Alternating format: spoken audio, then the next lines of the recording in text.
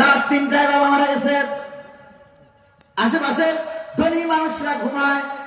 সকাল বেলায় যাব, গরিব মানুষটা ওই রিক্সাওয়ালা ঠেলাওয়ালা কুলি মজদুর, সে শোনা মাত্রই দৌড়ে চলে আসছে। আইসা দেখি ছেলে পাশে বসে কান্দে। ছেলেকে মাথায় হাত বুলায়, কাদায় শরীর হয়।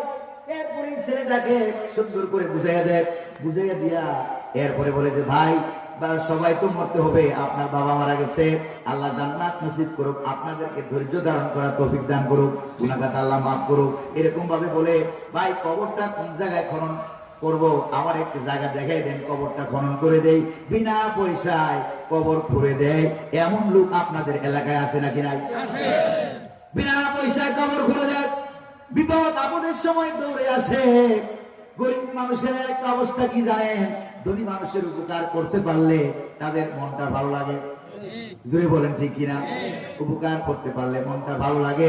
এই জন্য চেয়ারম্যান দেখলে পিছনে বিড়বিড় করে হাঁটে, মেম্বার দেখলে পিছনে বিড়বিড় করে হাঁটে। তারপরে বড় লোক যখন রাস্তা দিয়ে হাঁটে যায়, গরিব বেচারা শ্রমিক পিছনে পিছনে হাঁটে, কোন কাজ টাজ আছে কিনা? জোরে বলেন ঠিক কিনা? এই লোকটা আপনার খোঁজখবর অনেক বেশি রাখে। প্রিয় ভাইরা আমার, কিন্তু দুঃখের বিষয় হলো সত্য, যখন বড় বড় অনুষ্ঠান হয়, বিবাহ হয়, শাদী হয়, তখন ধনীদেরকে বাছাই করে করে দাওয়াত দেওয়া হয়, ওই গরিব লোকদেরকে দাওয়াত দেওয়া হয় না। এই অনুষ্ঠান কবুল হবে না।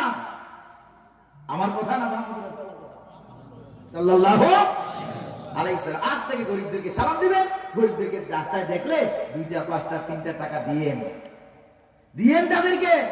এই টাকাটাই পরকালে দেখবেন যখন জাহান্নামের ফয়সালা হয়ে যাবে, আল্লাহ বলবে যা জাহান্নামে যা। তখন বান্দা চোখ ছোট হয়ে যাবে। আল্লাহ বলছে জাহান্নামে যাইতে, উপায় আছে? 2টা কদম জাহান্নামের দিকে যাবে। রব্বুল আলামিন ডাক দিয়ে বলবে এদিকে আসো, এদিকে আসো। ওই যে দেখো বিরাট বড় একটা পাহাড়, এই সবগুলি সবের পাহাড়, সবগুলি তোমার। সুবহানাল্লাহ, আছে কিনা? সবগুলি তোমার। এবার ওই লোকটা বলবে যে আল্লাহ এত সওয়াব আমি কখনো জীবনে করি নাই, এত সওয়াব আমার এলো কোত্থেকে? রব্বুল আলামিন বলেন বান্দারে, ওই যে বাজারে হাঁটতে গিয়া একটা উদাহরণ দেখাই, আল্লাহ পাক বলবে রাস্তা দিয়ে হাঁটতে গিয়া ওই যে গরিব মানুষটা যে মানুষের কাছে হাত পাতে না, লা ইয়াসআলুনান নাসা ইলহাফা,